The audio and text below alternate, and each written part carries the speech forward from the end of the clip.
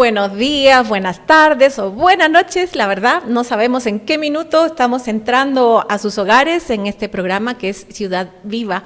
Una nueva faceta en este espacio, en esta mesa de conversación, donde efectivamente para mí es un privilegio y un honor poder conversar de mi pasión.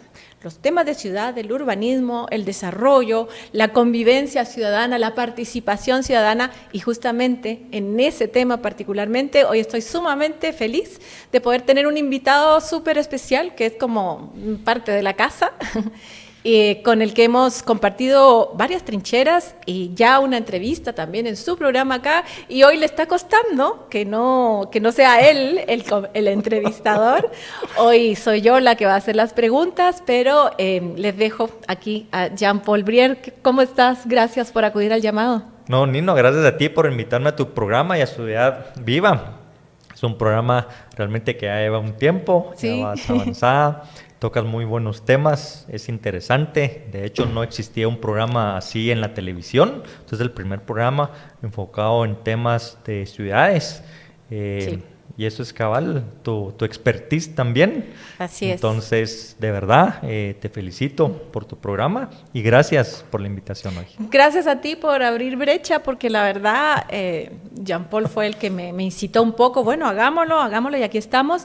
Y realmente, sí, es un espacio muy valioso porque fíjate que uno normalmente es ciudadano. Claro. Pero no te cuestionas lo que significa este sistema que hemos creado nosotros los seres humanos para poder convivir y compartir un espacio común, ¿no? Un espacio común que idealmente cualquier especie que no sea la humana desarrolla y construye para su bienestar, ¿no? Para vivir mejor. En el caso de las ciudades, pues fue justamente el tema de encontrar oportunidades, de compartir comercio, de compartir proyectos, de generar ese hábitat donde deberíamos desarrollarnos mejor, generar futuras generaciones que estén mejor preparadas que nosotros, y todo ese ideal que debiera estar presente en este hábitat urbano que construimos, pero que normalmente no se hace. Yo en la pandemia tuve la oportunidad maravillosa de sobrevivir gracias a un espacio similar a este, muy como empezábamos en ese momento, con las aplicaciones que te permitían transmitir en vivo, invitando. Lo lindo es que era, como todos estábamos encerrados, había la posibilidad de invitar a colegas y compañeros de la Universidad de Chile y de otros países, y nos juntábamos ahí justamente a conversar de ciudad, pero no solo colegas, porque eso era lo que realmente yo valoré mucho de ese espacio. Hiperurbana, todavía me identifica, y si tú buscas en mis redes, mi sitio web es Hiperurbana, porque ahí está mucho de escritos, porque la invitación era a escribir un artículo sobre tu visión de ciudad y luego a participar en una pequeña entrevista donde hacíamos una dinámica muy parecida a esta, pero lo lindo es que entonces lo amplié y no eran solo arquitectos urbanistas, y eso de verdad para mí fue clave, porque entonces empiezas a entender desde otra vivencia y desde otra perspectiva lo que significa para nosotros, para los ciudadanos y vecinos, vivir en una ciudad. Así que entrando ya en detalle, a mí me gustaría saber primero cuál es tu trayectoria, en qué has participado, cuál es tu profesión, y después ya desde esa diversidad que está conformada en tu persona, empezar a dialogar sobre qué es lo que significa vivir en ciudades y particularmente en esta ciudad. Así que cuéntame un poquito de quién es Jean-Paul Brier. Bueno, sí, gracias, Nino. Pocas veces me han preguntado realmente quién soy yo como persona, es interesantísimo. Soy Paul Brier, soy orgullosamente guatemalteco. Nací en origen medio francés, ¿eso sí? Mi abuelo vino hace muchos años, lamentablemente no lo pude conocer porque falleció cuando mi papá tenía como 8 o 9 años. Entonces él también tiene ya ideas muy vagas de su papá, claro, por supuesto. Pero sí, vino de Francia, por eso es mi apellido Brier. Jean-Paul Brier. Por eso es Jean-Paul Brier.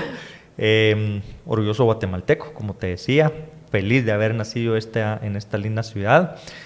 Soy papá de 3 hermosos niños. Valiente también. Lindísimos mis hijos. Estudié comercio internacional. Me convertí en político. De hecho, nunca fui crítico yo de la clase política porque yo no podía ser crítico de algo que yo no conocía. Entonces siempre leía los periódicos. En ese tiempo eran periódicos impresos. De papel. De papel. De hecho, hasta la fecha me gusta a mí leer el periódico impreso, me gusta pasar la hoja todavía. Voy al banco cuando necesito cambiar un cheque, voy al banco. No, ahí no te acompaño, qué horror. Me encanta que todo sea electrónico ir al ahora. Banco.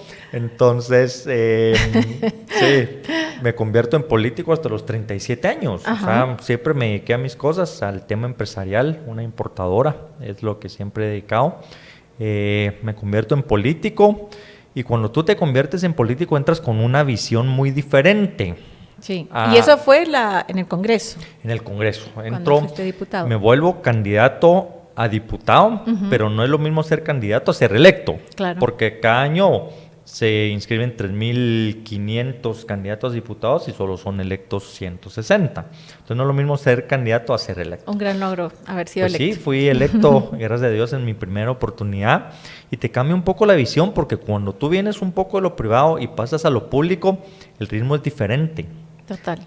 Totalmente diferente. Entonces el ritmo es, las cosas no se hacen ya, sino que llevan un proceso que puede tardar días, incluso cuando se aprueban leyes, una aprobación de una ley puede tardar incluso años. La de competencia, que te compete mucho a ti, ¿verdad? Correcto, la de competencia. Entonces, cuando se va a aprobar, no se aprueba, o cuando tú piensas que una ley no se va a aprobar, de repente se para aprobando. Sí. Entonces, el Congreso es muy dinámico, por supuesto. Fui reelecto para una segunda oportunidad, fui diputado del 2012 al 2020. Decidí retirarme de la política por unos temas ahí hacia mi persona, amenazas y todo. Duro, ¿no? Duro. Sí, fue duro, fue una época muy dura, decidí retirarme, pero en el 2000 siempre te quedas con un pie adentro.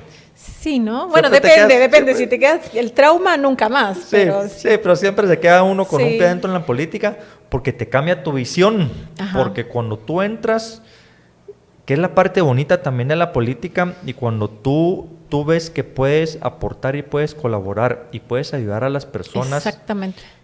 Esa es la parte bonita. La parte fea de la política todos lo sabemos, pero hay que hablar de lo bueno y lo bonito de la política. Y puedes contribuir, puedes hacer.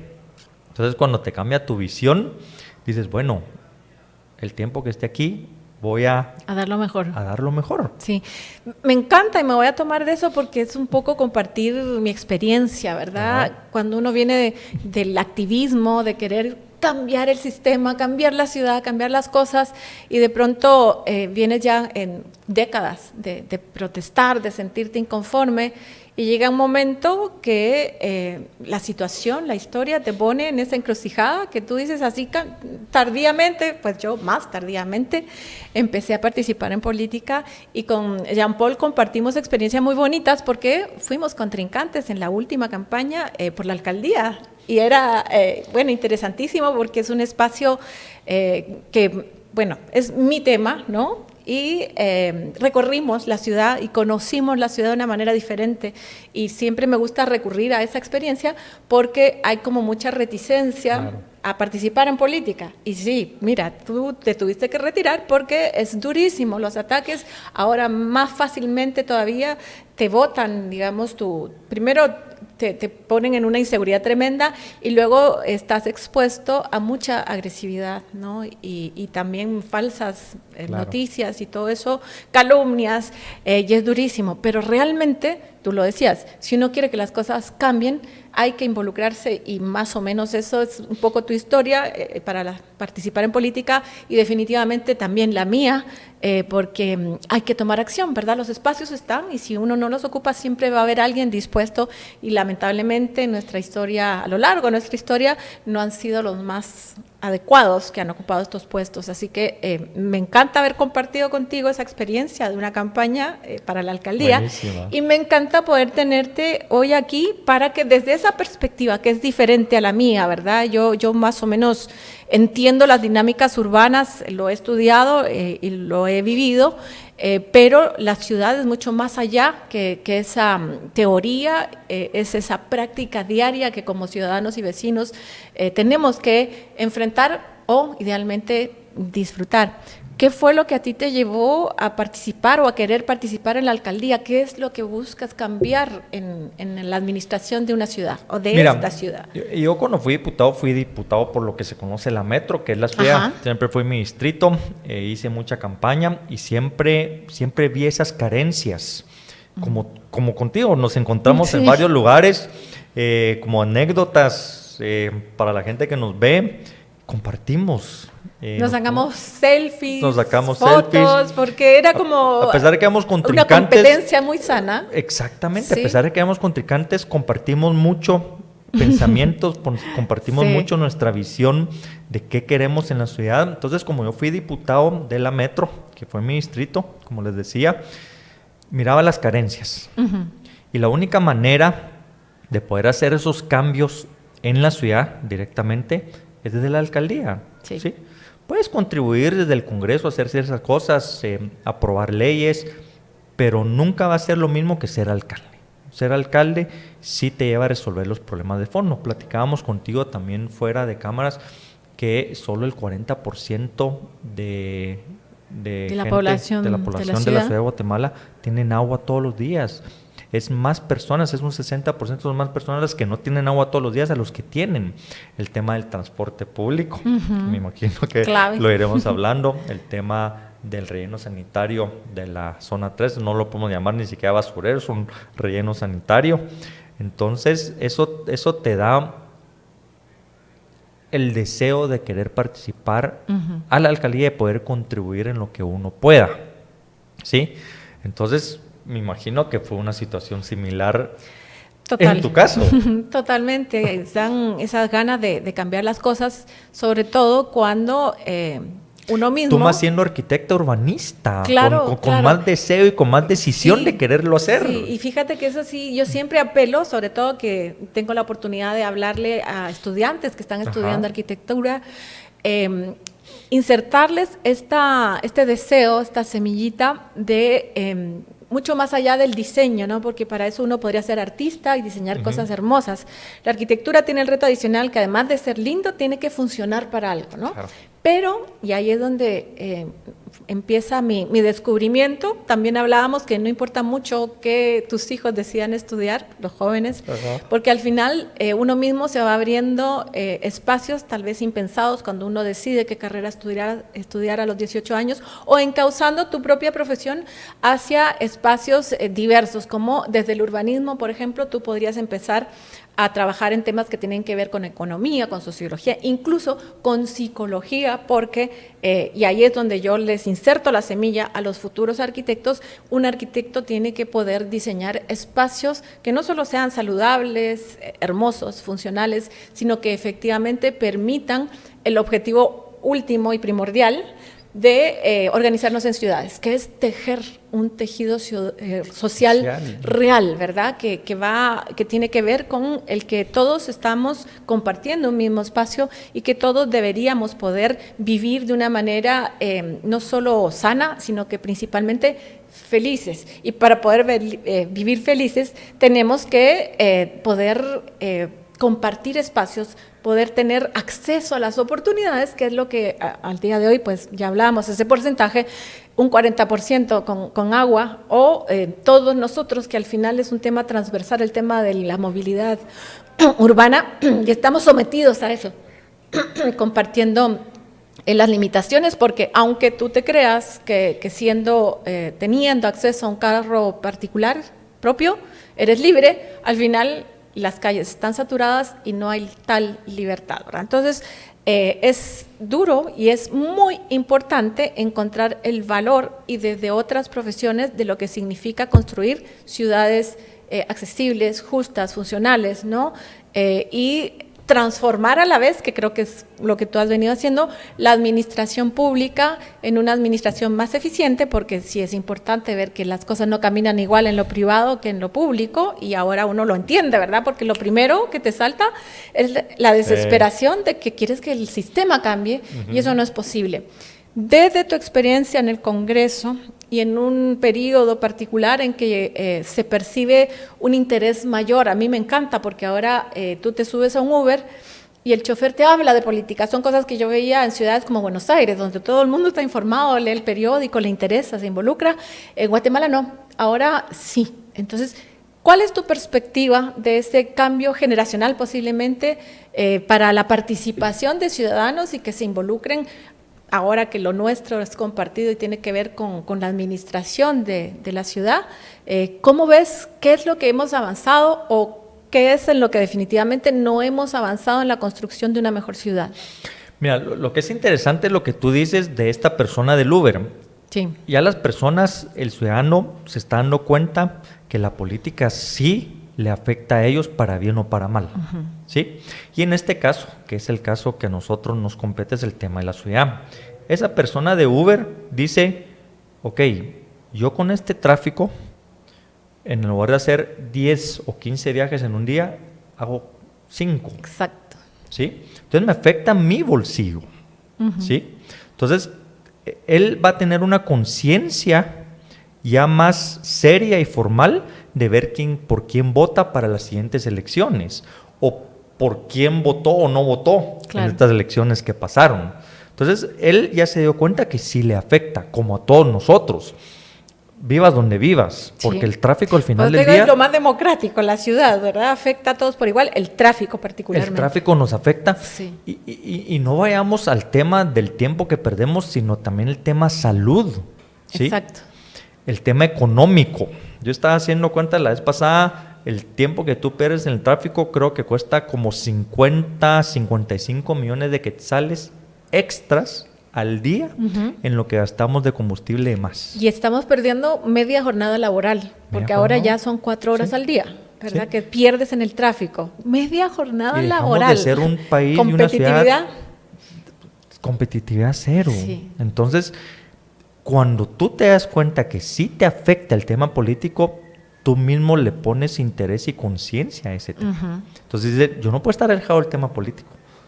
Es más, me voy a informar para ver qué hago para las siguientes elecciones. Hablemos en todos los puestos de elección popular, ¿sí? Porque las decisiones que toma el presidente también le afectan a él y las decisiones que toma el Congreso también le afectan a él. Pero lo más cercano es el poder local. Es su poder local, por supuesto, que en este caso pues es la alcaldía. Entonces, tienen que tener esa conciencia y ver el interés. No todos fuimos llamados para participar. Tú y yo sí, pero hay gente que no. Hay gente que está, o sea, que nunca va a ser llamada para participar y decir, bueno, salgo al frente y yo voy a ser candidato. No, no todos. Pero que sí tengan esa conciencia que les tiene que importar el tema político y más la ciudad de Guatemala, el poder local, como tú lo dices. Exactamente. A mí lo que me encanta del municipalismo es justamente que hemos crecido en una sociedad que se ha sentido como tremendamente abandonada de los liderazgos políticos, ¿no?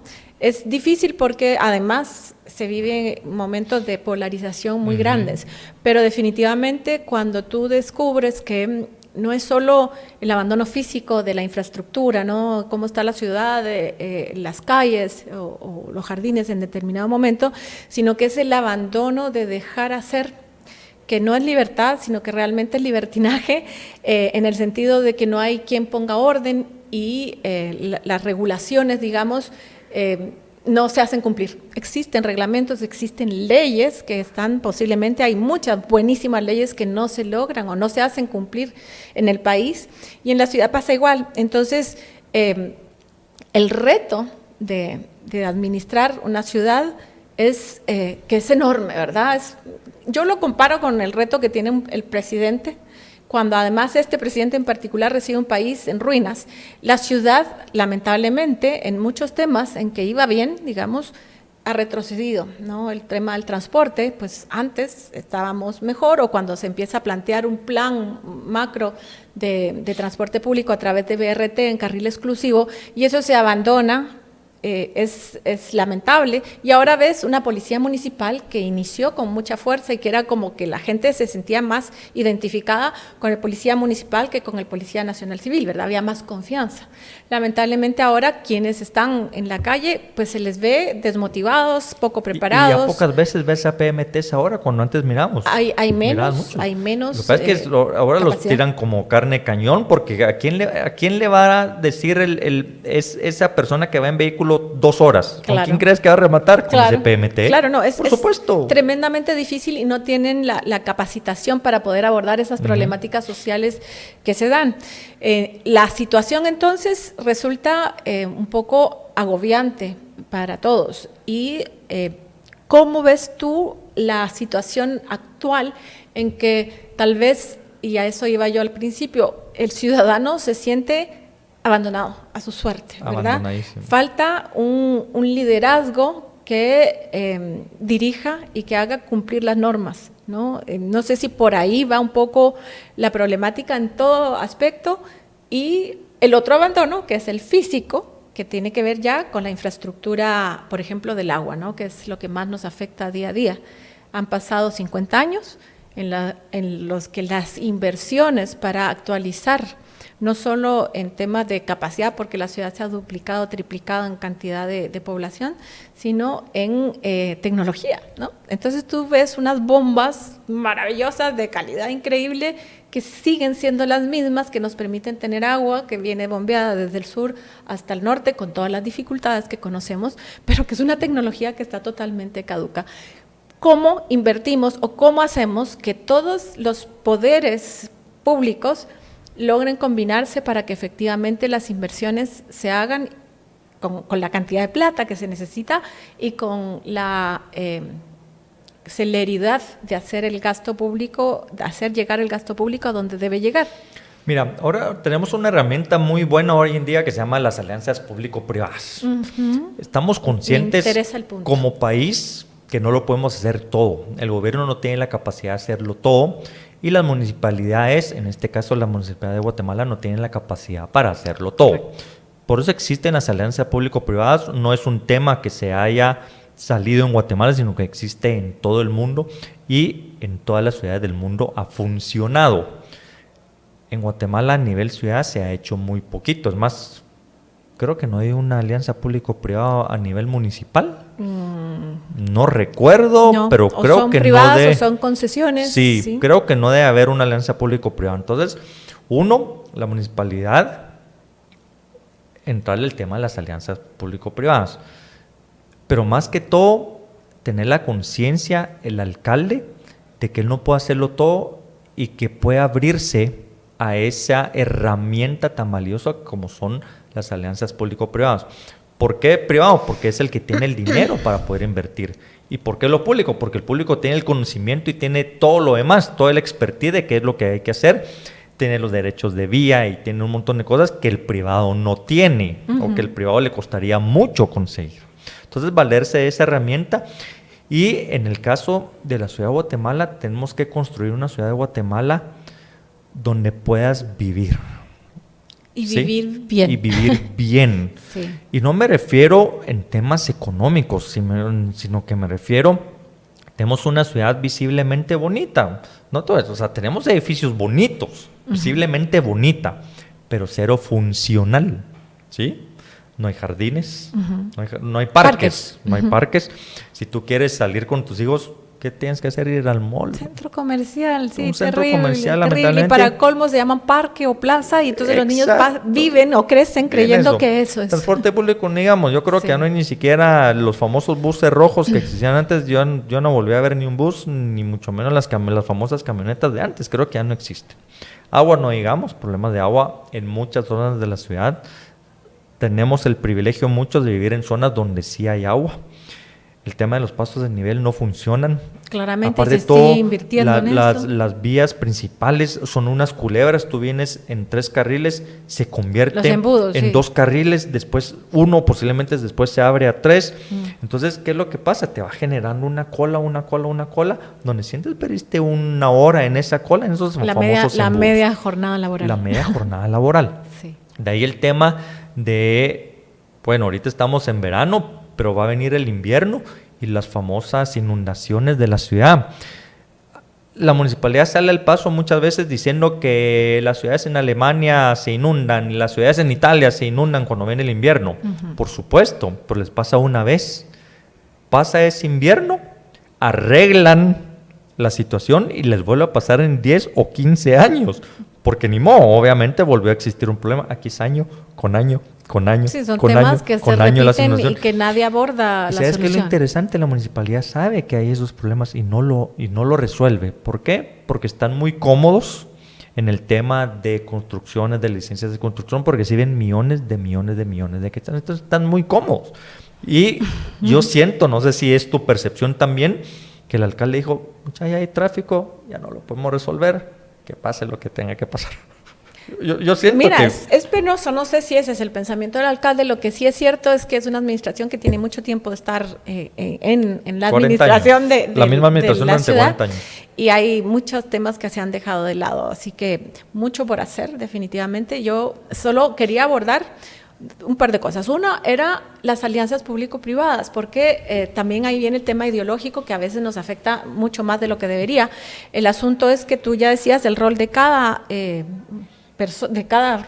actor, y efectivamente lo único que hay que ser sumamente cuidadoso es que la ventaja no se la lleve el privado. Toda la ventaja. Comparto contigo. Tiene que haber un beneficio también para lo público. Exactamente. Por supuesto, entonces, lo comparto contigo. Y creo que esa es una buena salida porque, bueno, tenemos un Estado débil con pocas posibilidades de financiamiento, pero que de una manera colaborativa con estas alianzas bien establecidas, porque hay mucho temor de privatizar, que es lo que se ha hecho, los servicios públicos. La municipalidad sí está muy disminuida en su capacidad de ejecución. ¿Qué decirte? Prácticamente todos los servicios que presta la municipalidad no son servicios propios, sino que son contratados a terceros, ¿verdad? Y eso te debilita como un ente operativo que debiera ser la municipalidad. No lo tenemos. Entonces son temas súper complejos de revertir, porque hay mucho trabajo que realizar y poco tiempo y poca posibilidad de gestión. A mí me reclaman mucho porque yo sí estoy dentro de la corporación municipal, soy concejal, y la gente dice, bueno, y está la Nino en la Muni, ¿y qué ha hecho? Sin embargo, es muy importante aclarar que el Consejo Municipal ni siquiera funciona como el Congreso, porque en el Congreso sí hay una balanza de poder. El Consejo Municipal es un ente colegiado. ¿A ti te pasa la planadora? Exactamente, donde siempre la administración que está en el poder es la que va a tener la mayoría. Entonces, y me consta la lucha que tú has hecho, que has hecho y has tenido ganancias. Pues es muy importante transparentar porque son servicios públicos que deben ser públicos y eso no es fácil. Has ganado batallas ahí eso ha sido difícil. Y a mí me encanta eso porque entonces estamos construyendo ciudadanos informados que entienden las complejidades de la administración pública, pero que también entienden cómo se ha manejado y cómo podríamos cambiarla. Eso es hermoso. Tenemos poquito tiempo ya, entonces yo quisiera invitarte a ti a soñar un poco desde tu perspectiva de ciudadano, con todo tu bagaje profesional y tu experiencia política. ¿Cómo crees tú que debería ser una ciudad viva, una ciudad ideal para vivir? Mira, obviamente creo que es el mismo sueño que podemos tener todos, una ciudad donde tú te puedas movilizar, pero si quieres utilizar el carro, utilizas el carro, si quieres utilizar un metro, utilizas un metro, si quieres usar un bus, puedes utilizar un bus, si quieres utilizar una bicicleta, usas una bicicleta, exacto. Si quieres usar un scooter, puedes usar un scooter, si quieres irte en moto, puedes usar moto. En las ciudades importantes en Europa, en Estados Unidos, incluso la gente que tiene mucho dinero y va a sus oficinas, dejan su carro parqueado y usan el metro. Claro. Usan el metro, ¿por qué? Porque es una manera fácil, rápida de transportarse y segura. Una ciudad bastante verde, una ciudad viva, que le dé utilizar los barrancos como medios de volver viva esa ciudad. Tú, ese es tu expertise. Yo sé que te mueres porque el día de mañana los barrancos sean utilizados por toda la población, incluso para movilizarse entre barranco y barranco, por supuesto, porque no sé, por supuesto que se puede, donde hayan parques, donde puedas llevar a tus hijos, donde puedas llevar a caminar a tus hijos, los que tienen perro, que puedan salir con los perros, donde puedas movilizarte, donde puedas respirar aire fresco. Si quieres ir al mall, que vayas al mall, por supuesto, porque nosotros no estamos diciendo que no hayan centros comerciales en Guatemala, al contrario, si quieren construir más, pero esa es la ciudad ideal que nosotros deberíamos de estar trabajando, donde puedas abrir el chorro de tu lavamanos o lavaplatos si te cae agua, donde estén las banquetas. Básico. Incluso en zona 10, 9, 13, 14 hay banquetas que no puedes caminar. Sí. Y que son las zonas donde más use y pan. Son las zonas donde deberían de estar mejor las banquetas. Claro. ¿Sí? Calles transitables. Creo que esa sería una... muchas cosas, pero sí, creo que... Maravilloso soñar, la verdad que no es difícil entender que, por ejemplo, el tema de la movilidad es esencial para una ciudad viva, para una ciudad funcional. Que eso sí, te lo aseguro que tú lo compartes conmigo, que sí se puede hacer, lo podemos llegar a tener. Pues sí, esa es la idea. Así que invitadísimos a seguir trabajando por una ciudad vivible, por una ciudad viva, donde efectivamente no haya tanta diferencia de una zona a otra y todos, la gran mayoría, porque pues los ideales son difíciles de conseguir, pero la gran mayoría de vecinos de esta ciudad puedan efectivamente identificarse y sentirse orgullosos de una ciudad que los cuida y no que los maltrata. Así que infinitas gracias, Jean-Paul, la verdad, no, siempre nos quedamos con ganas de seguir conversando y seguiremos entonces procurando estos espacios de conversación entre política, ciudad y en general de temas que a todos nos interesan. Gracias. No, gracias a ti y de verdad felicidades por tu programa. Muchas gracias. Chau, chau. Gracias.